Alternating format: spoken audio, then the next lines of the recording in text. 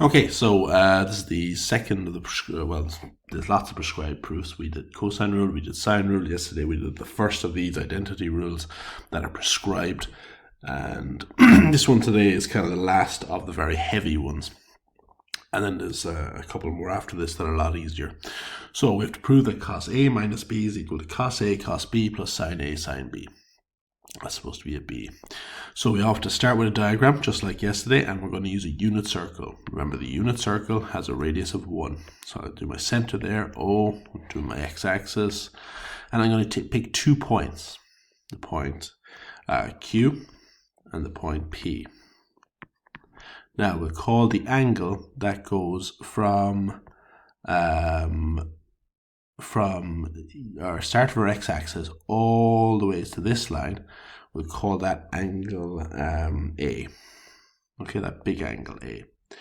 We'll call the small angle in here B. And as a result of that, then obviously the angle in between is A minus B. So what we're going to do is we're just going to simply find the distance now between P and Q. We're going to do it 2 different ways. One, using our distance formula, our very basic distance formula from Junior Cert between 2 points. And the second way is using cosine rule. Now remember, this is a unit circle, so part of your diagram should be just marking the lengths of the O to P and O to Q, which is just 1. So let's use the cosine rule first. So the cosine rule, so let's just write it down. A squared equals B squared plus C squared minus 2BC cos A. So what am I looking for here? Inside in this triangle, I want the length from P to Q. So that's the length I want. I know the length of the other 2 sides in that triangle. So Q to O is 1, P to O is 1. And I know the angle in between. We call it A minus B. So if it's PQ I'm looking for, I start with that. So P to Q squared equals the other 2 sides squared minus 2 times the product of the other 2 sides, cos of the angle opposite the side I'm looking for. So I'm looking for PQ, so I'm going to find the cos of A minus B. We'll just tidy that up a little bit.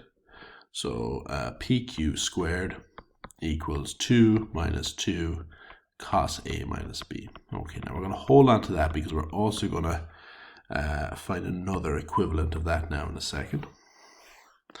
Okay, so I'm going to keep an eye on him.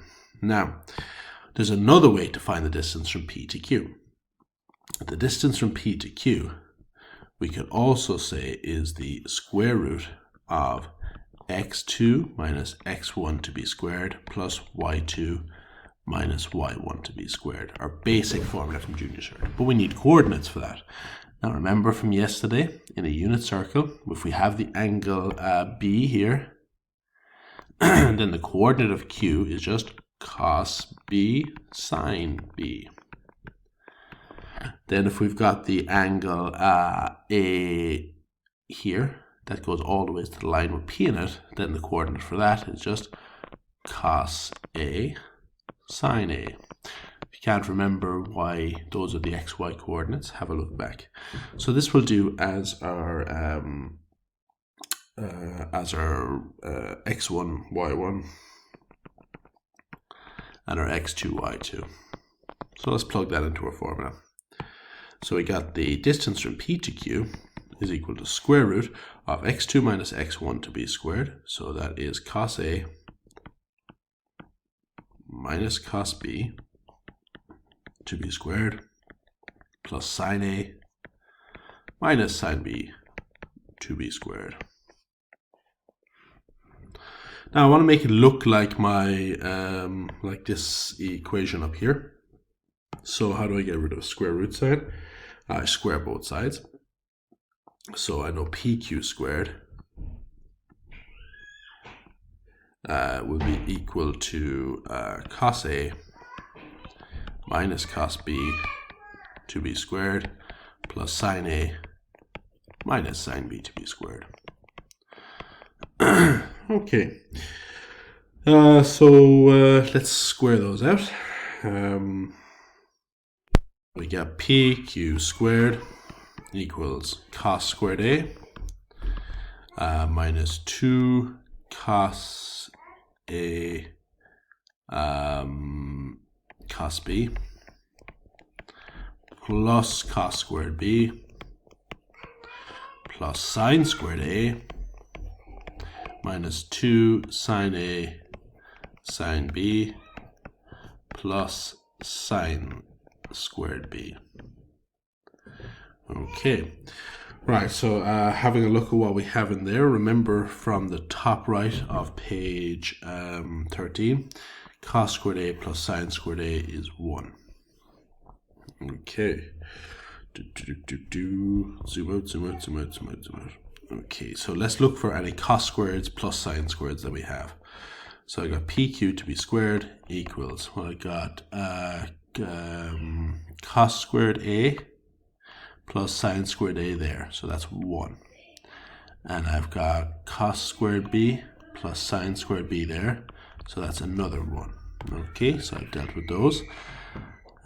Cos squared A, cos squared B, sine squared A, and sine squared B. So what have I got left there? I've got minus 2 cos A, cos B, minus 2 sine A, sine B.